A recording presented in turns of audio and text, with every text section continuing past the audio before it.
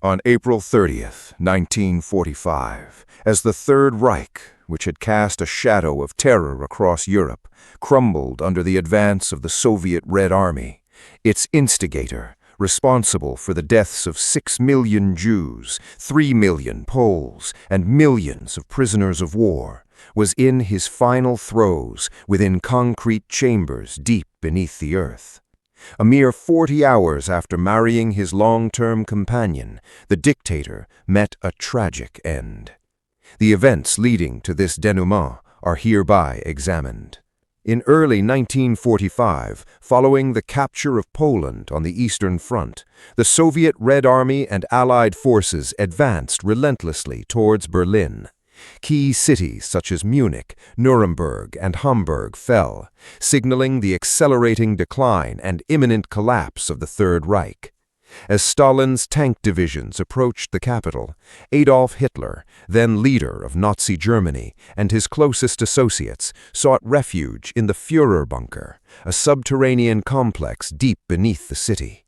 At the outset of World War II, Hitler spent most of his time at various military command centers, such as the Wolf's Lair or the Eagle's Nest.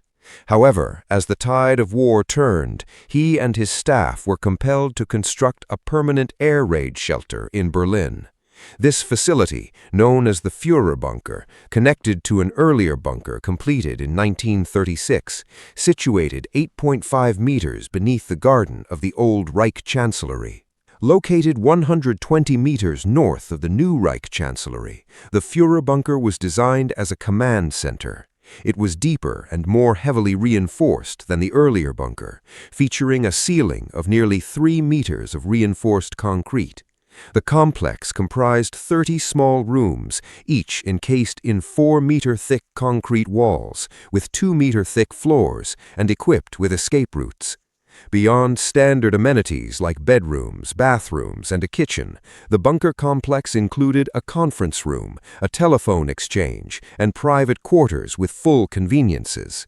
It was adorned with valuable paintings from the Reich Chancellery and maps illustrating the former strength of Nazi Germany. A dispersed arrangement of soldiers provided the most stringent layers of protection for the Führer.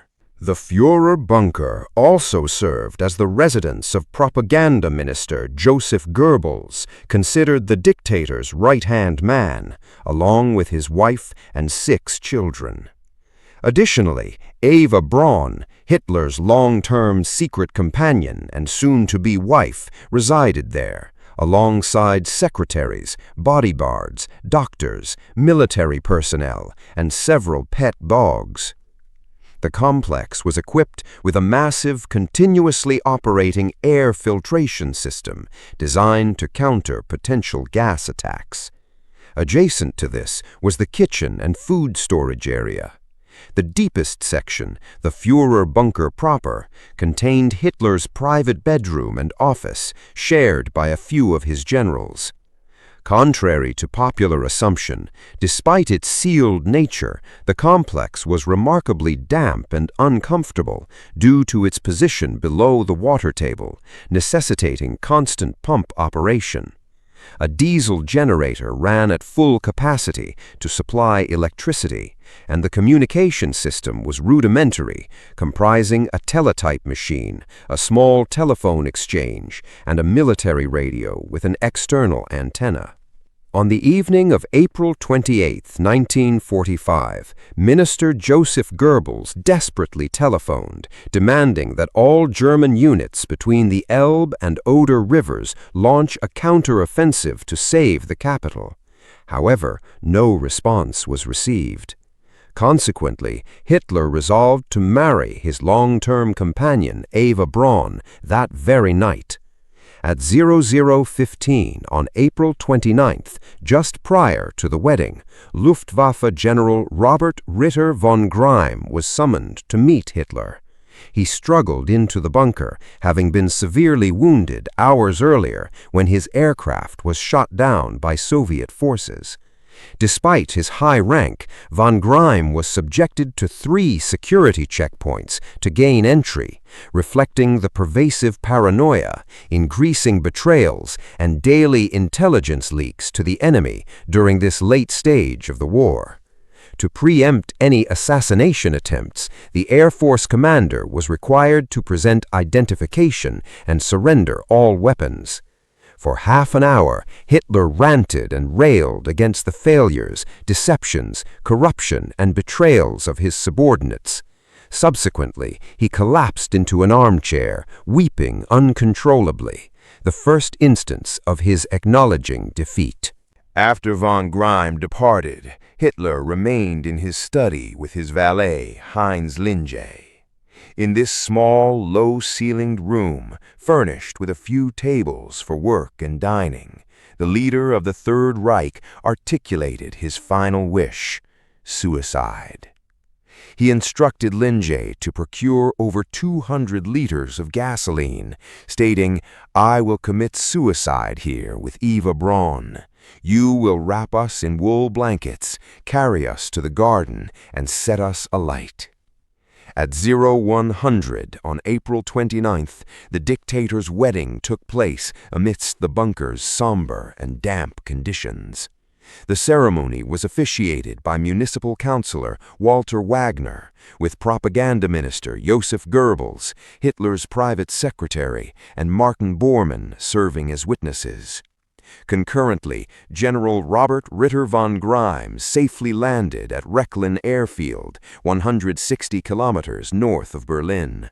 From there, he commanded a group of subordinates, ordering all available aircraft towards Berlin. However, his directives proved futile, as the airfield had been severely damaged by Allied bombing raids. While his newlywed wife found a moment of joy, Hitler's mind remained troubled. After the wedding, he retired to his private room, a simply furnished space adorned with a portrait of Frederick the Great, whom Hitler deeply admired, and a picture of his mother, Clara Hitler, the person he cherished most. He then bathed, changed into a white nightgown, and meticulously hung up his clothes. On April 29, 1945, at 7 a.m., Berliners began emerging from their shelters in search of food. Armin Lehmann, a 16-year-old messenger for the Hitler Youth, was horrified by the desperation he witnessed, recounting scenes of starving people butchering a wounded horse for sustenance. At 14:15 on April 29th, during lunch, Hitler met with SS General Wilhelm Mohnke, responsible for defending the government district. Hitler inquired, "How much longer can you hold out?" To which Mohnke gave the grim reply, "Less than a day." A profound sense of unease enveloped the bunker. Fleeting moments of hope would surge, only to dissipate quickly as belief waned.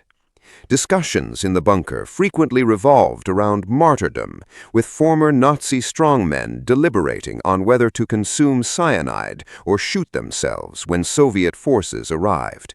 Hitler's concern extended not only to the bunker's human inhabitants, but also to his pet dogs.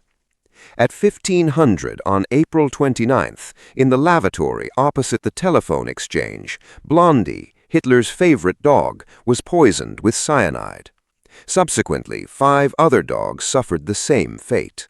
Following the poisoning of the dogs, Hitler, for a few minutes, appeared unexpectedly energetic. He demanded updates on the combat zones and their potential to relieve Berlin.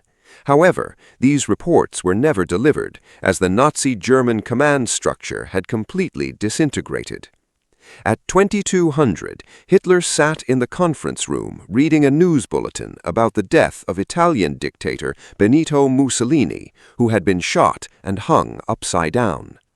Even then, Hitler had not abandoned hope that Berlin could be relieved. He ordered a radio message sent to German forces, inquiring about the timing and location of their planned attack. Hitler's question underscored his complete detachment from the military realities on the ground. None of his generals believed in the possibility of saving Berlin. At 01:30 on April 30th, approximately 25 guards and servants were summoned from the chancellery offices to the Führer bunker. Hitler informed them he preferred death to capture by the Soviets, confiding his aversion to being exhibited in a Moscow wax museum. He then walked along the line of subordinates, shaking each person's hand, thanking them for their service, and stating that they were no longer bound by loyalty to him.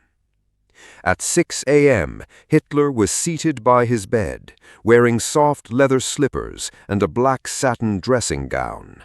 At that moment, the first Soviet troops reached the Reichstag building, a few hundred meters away, meeting fierce German resistance. Meanwhile, a pre-prepared victory message was transmitted to Moscow, informing Stalin that the Reichstag had been captured. Soviet artillery relentlessly bombarded the government district for nearly 2 hours. SS General Muncke reported, "We can only hold out for a few more hours." This information virtually extinguished any lingering hopes of the dictator. At 7:30 a.m., Hitler emerged from the bunker for a final glimpse of sunlight. As he reached the surface, the artillery fire intensified. He turned back, descending into the bunker, exhibiting for the first time a timid, hunted demeanor. At midday, the dictator summoned his generals for the daily briefing. General Helmut Weidling, the last direct commander of the Berlin defense area, stood at the bunker entrance. In his hand was a message that could save thousands of lives, an order of surrender. He had been cleared to enter the Vorbunker, but faced heightened security at the Führer bunker, where assassination plots were vigorously suppressed. The commander of Berlin's defenses was also required to provide identification and surrender all weapons. After a series of inspection procedures, Weidling was admitted to the map room, along with several other senior command members. The leading general presented a deeply pessimistic report. Ammunition was dwindling, aerial resupply was impossible, and morale was extremely low. They could only fight in the city center, and the Battle of Berlin would likely be lost by that evening. Hitler remained silent for a long moment, then, in a weary voice, asked General Muncke for his opinion. When Muncke nodded in agreement with General Weidling's assessment, Hitler slowly rose from his chair. General Weidling suggested that Hitler should escape the city. "We have lost 15,000 of our elite soldiers. I have drafted an order, and we need to begin the breakout immediately." However, Hitler immediately refused. "We will not do that. Contact the generals outside the city. They might yet deliver a decisive blow against the Soviets." Perhaps this was his only way to reassure himself. At 11:45 a.m., Hitler paced agitatedly between the corridor and the telephone exchange. He paused at the door, and the switchboard operator, Rokas Misch, stood up, awaiting orders. But Hitler said nothing, turned, and returned to his room. At 12:45 p.m., Hitler called his valet and stated it was time to fetch the gasoline. "It's time to get the gasoline now. We need gasoline immediately. I don't want to end up in some Moscow wax museum." In the bunker kitchen, chefs were still preparing the Führer's last meal. During this final meal, the dictator did not dine with his wife, but with his 2 secretaries, Gerda Christian and Traudl Jung. As they ate, everyone maintained a facade of composure, none speaking except Hitler, who delivered a monologue about Germany's future and the challenges ahead. As his monotonous voice droned on, the 2 secretaries simply wished to rise. Those present felt profound dread listening to Hitler's monologues. Some generals consumed alcohol to endure Hitler's lengthy discourses on modern art, philosophy, race, and technology.